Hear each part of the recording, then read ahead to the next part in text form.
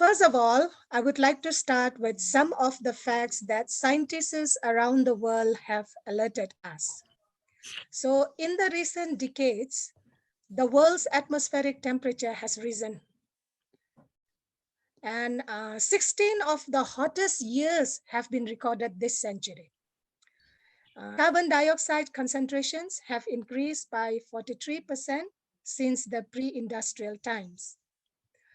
We have learned that 88% of the carbon emissions come from burning fossil fuels and manufacturing cement. 12% is from deforestation and land use changes. 27% of carbon is absorbed by the land, 26% is absorbed by oceans, and 47% stays in the atmosphere. And this warms the atmosphere. The rate of sea level rise has been greater since the mid-19th century. As water warms, it expands. It melts glaciers and increases the ocean's volume. We know that half of the world's population lives near the coasts. Many people will be affected and displaced by the sea level rise. It has been affected and it will continue to do so. So about one third of the Earth's soil is now unfit for growing food because of the overuse of fertilizers and waste disposal practices. 20 major cities around the world have air pollution indexes so high that government officials are encouraging citizens to wear breathing masks. Rainforests have that once covered 14% of the earth and which are key to the entire global ecosystem have been reduced to about 6%. Every year, more oceans, rivers, lakes, and streams are polluted, compromising the drinking water of more than 1 billion people. It is estimated that every year, 300,000 people die due to climate change effects, mainly from floods and droughts in the developing world. We also see increased mortality from malnutrition and the spread of diseases and heat-related illnesses. The poor people, especially the poor in the developing world, suffer when the environment starts to go bad. So because of these serious consequences we have faced in the earth that we lived, we as faith communities need to talk, be sensitive about climate change impacts, and act upon it. God has given us the mandate to take care of his creation. Celebrating the Earth Day only once a year on 22nd April may not be enough for us. What does the Bible say on creation care? There are a lot of passages in the Bible that talks about creation care. I would like to highlight some of the passages, some of the verses, or some of the chapters here. Just reading the chapters. In Genesis 1:1-31, God made the heavens and the earth, and it was good. Genesis 2:15, humans are commanded to care for God's creation. Leviticus 25:1-7, the land itself must be given a rest and not abused. Deuteronomy 10:14, all of heaven and earth belong to the Lord. Psalm 24:1-2, all the earth is the Lord's. Daniel 3:56-82, creation proclaims the glory of God. Matthew 6:25-34, God loves and cares for all of his creation. Romans 1:20, creation reveals the nature of God. 1 Corinthians 10:26, creation and all created things are inherently good because they are of the Lord. I'd just like to share some reflections from Genesis. In Genesis 1:26-28, we are given a purpose. Our purpose is to live as image bearers of God. Our calling is to be the substitutes, the regents of the King. We are called to take care of his most precious creation and to rule over it in the same way that God would do so. 28, it reads, God blessed them and said to them, be fruitful and increase in number. Fill the earth and subdue it. Rule over the fish of the sea and the birds of the air and over every living creature that moves on the ground. It is not saying that human beings have more value than the rest of the creation, as I understand, nor it is an excuse for humans to plunder the earth for their own ends. Rather, it is a responsibility to care for the earth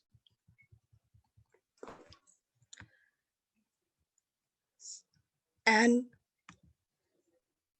we are given the role of a stewardship.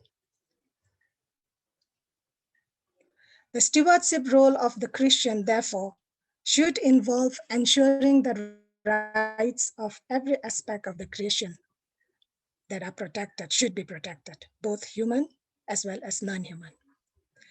I would like to read Genesis 2:15 here. The Lord God took the man and put him in the Garden of Eden to work it and take care of it. There are three things here mentioned.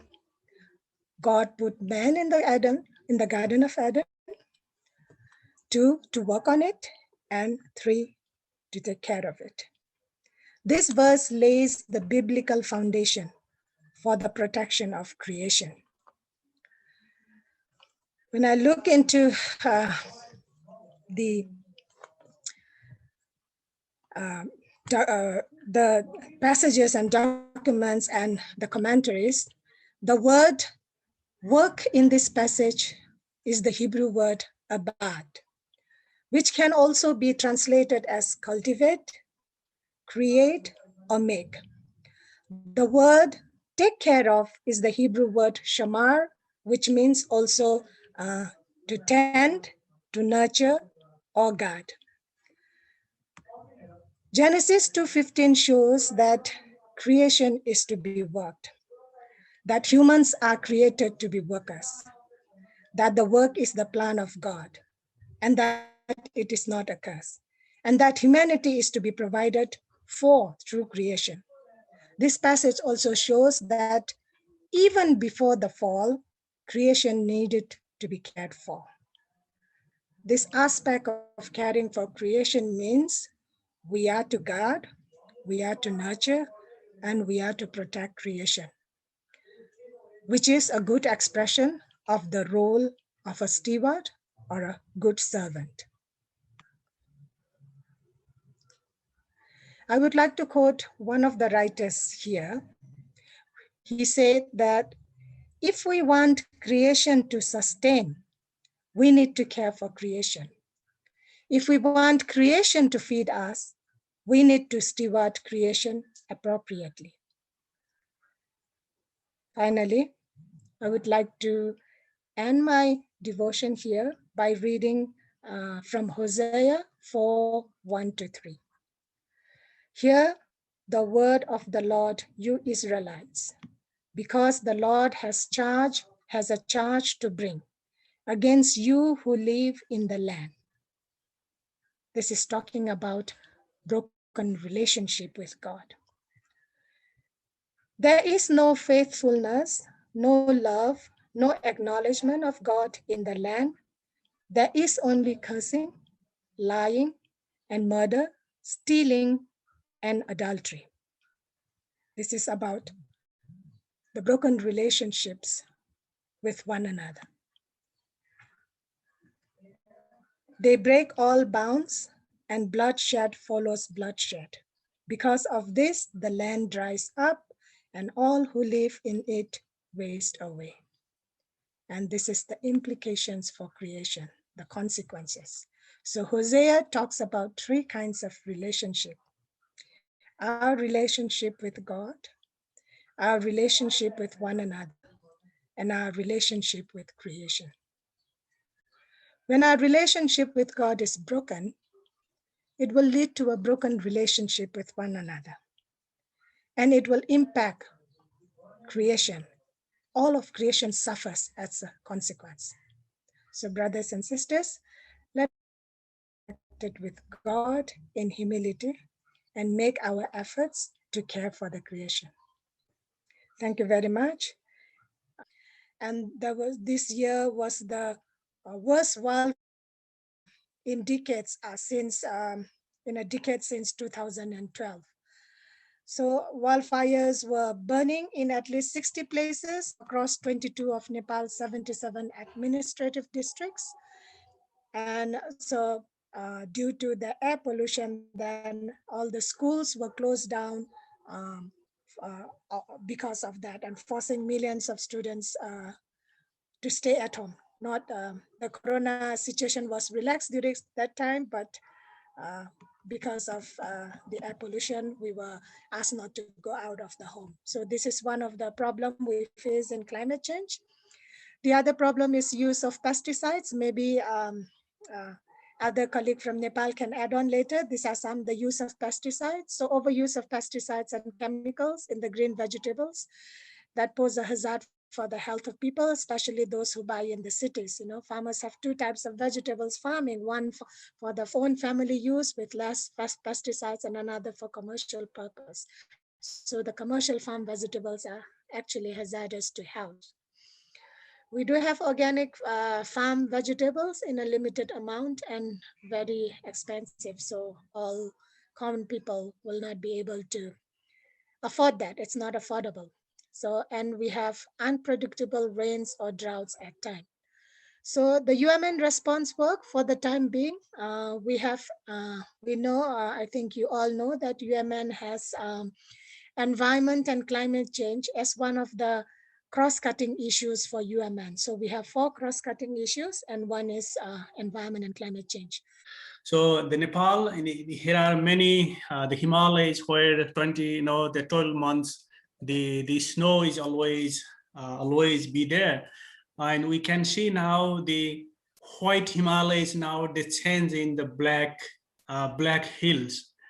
And when I was young, and my parents, they were farmer, and they easily they could they anticipate when the rain will fall, and they just prepare the plan for plantation and things. But now it is not as before.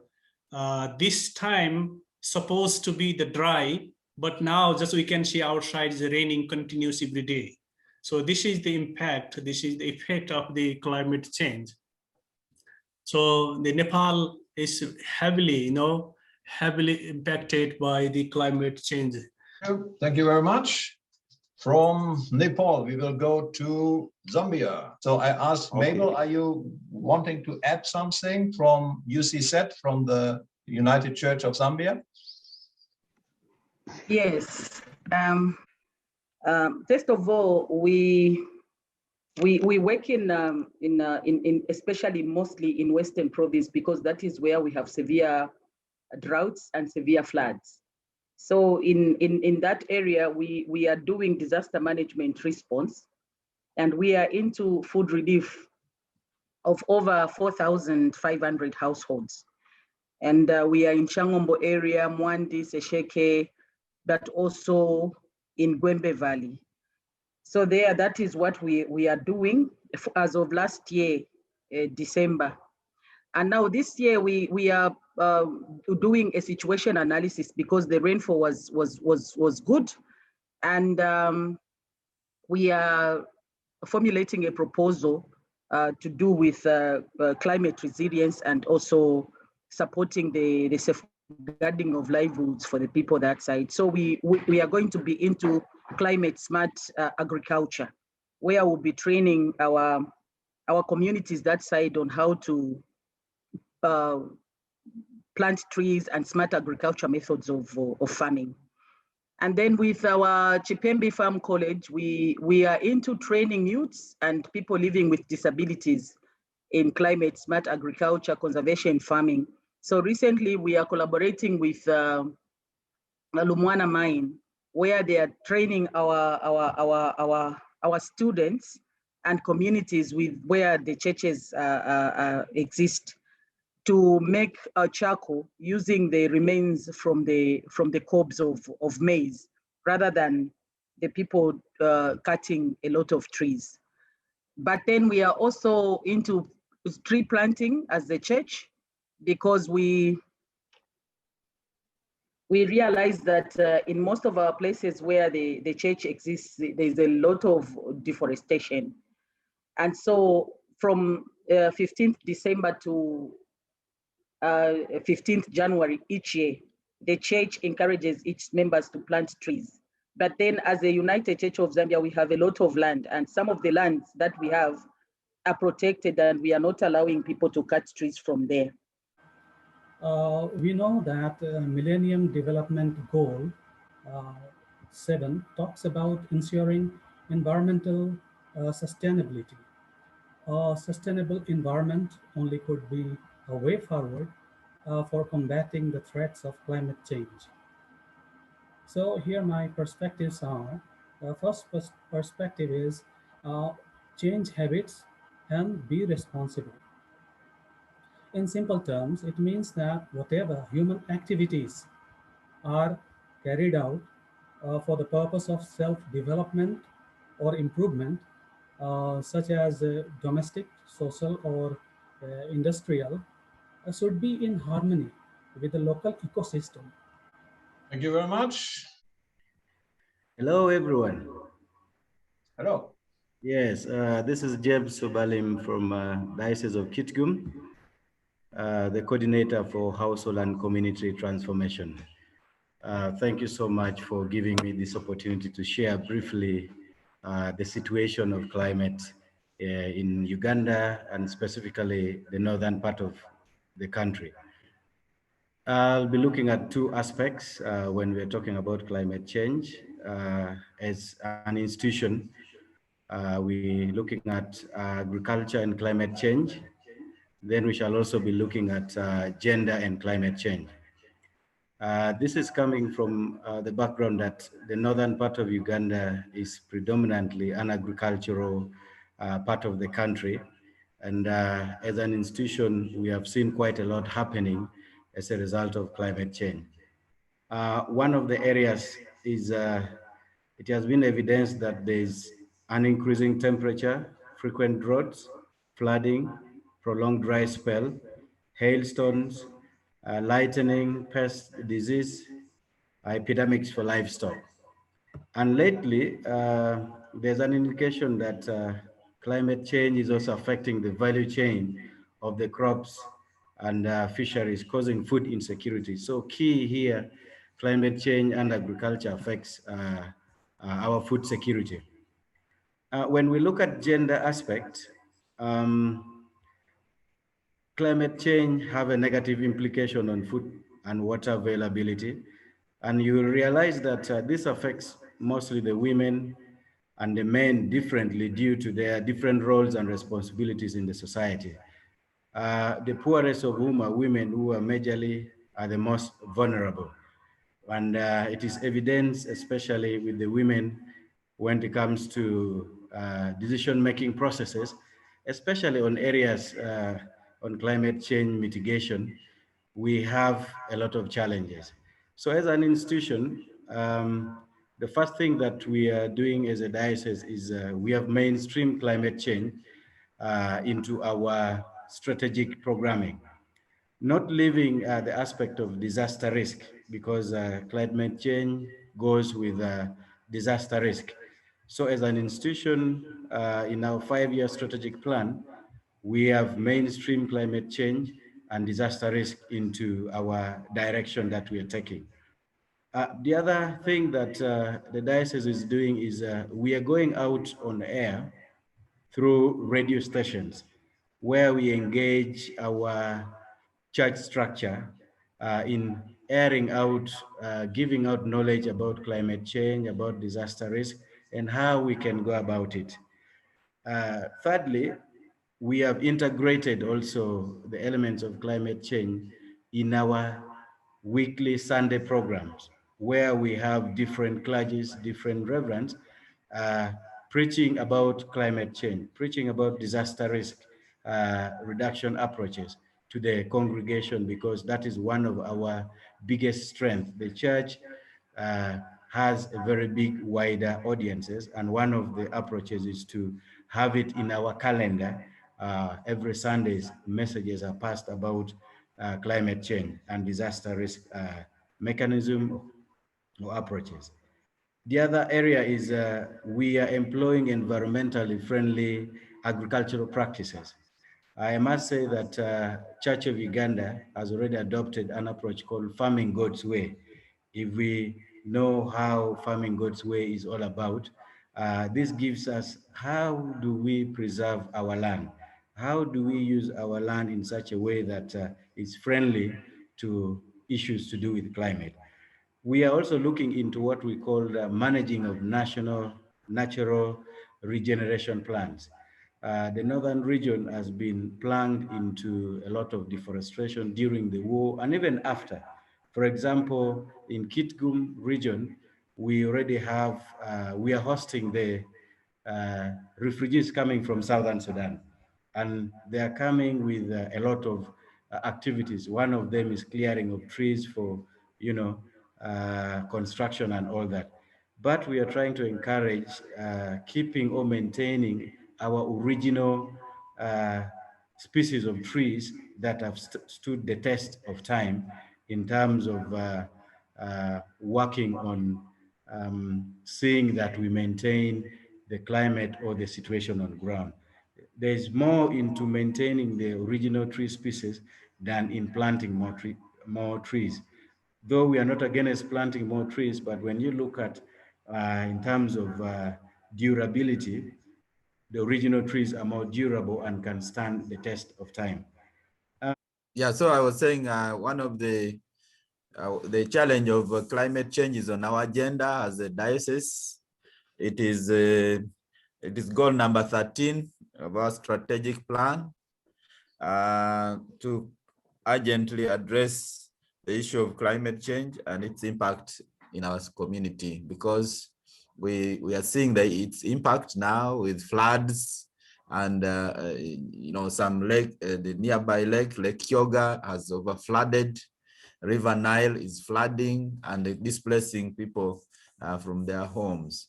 And as our brother from Kitgum has said, the deforestation due to increased population and refugees coming in is making also difficult. And also the traditional ways of cooking with charcoal. So as a diocese, we are planning to plant trees on the available church land to preserve the environment, but also teaching people how to, to change their habits and to preserve the environment. Yes, thank you very much, Bischof Gakumba. Now we turn to Germany, to Karin. I will share the screen with you. Yeah, that's fine. But yeah, I can just talk briefly because we are running out of time.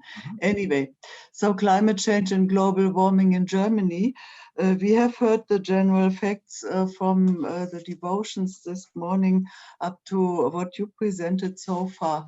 So the effects of global warming in Germany will be quite similar to those effects than in the countries you described.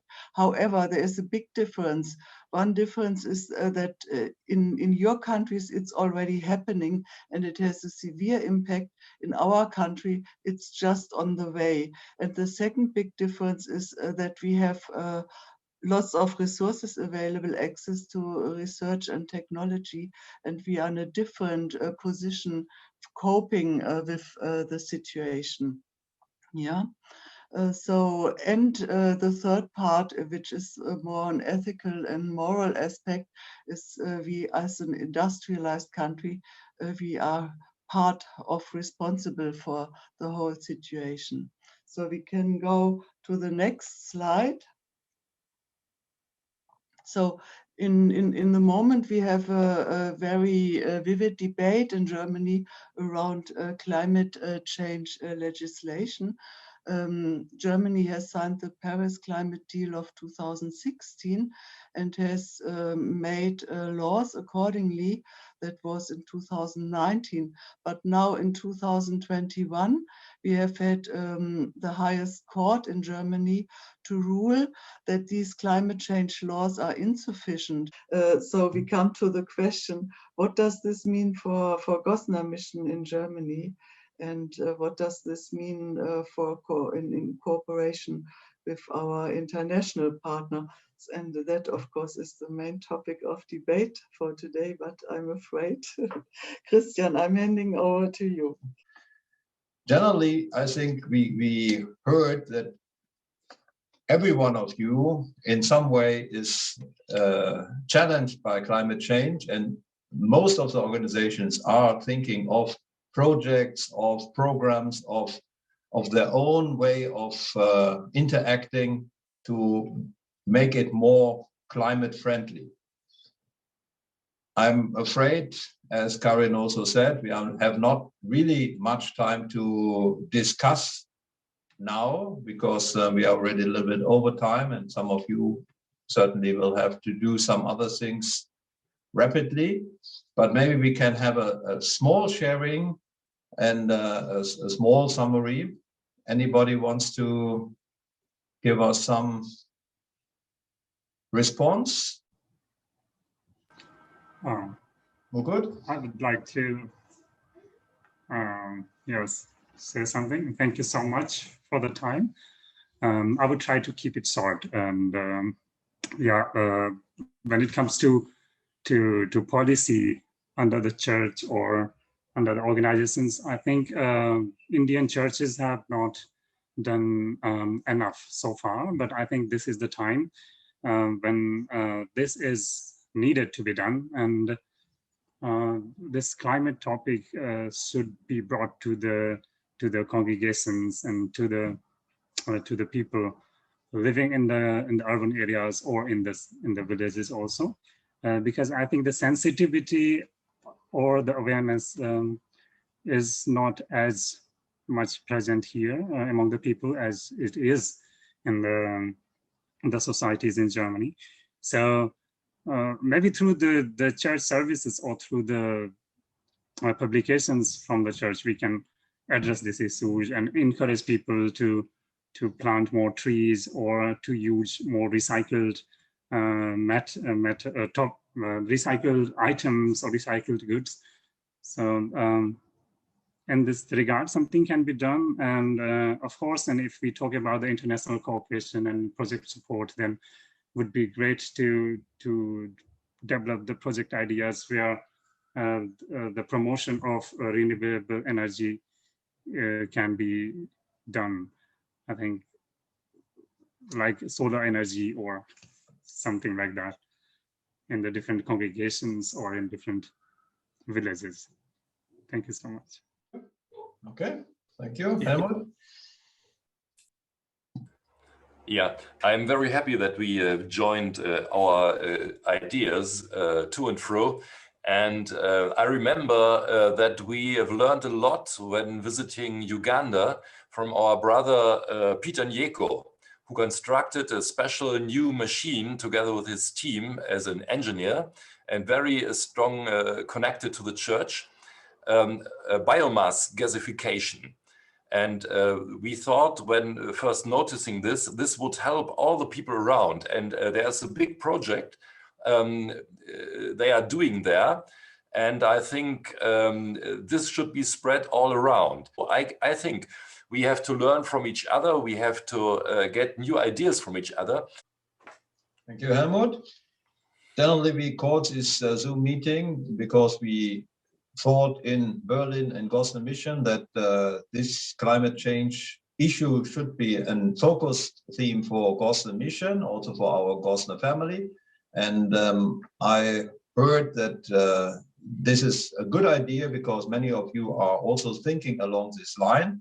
We will have to be more concrete then about what kind of projects there are, which kind of projects can be funded, how much funding is possible. but I take this as a positive input today and a positive impulse to think of, along this line further on in Gossner Mission and also in this Gossner family, which we are here, present here in the moment. Thank you very much for joining, and we will send you the link for the summary once it's ready. And I hope we started today a discussion which can continue over the next months and years, and which will bring us closer together again. Thank you very much.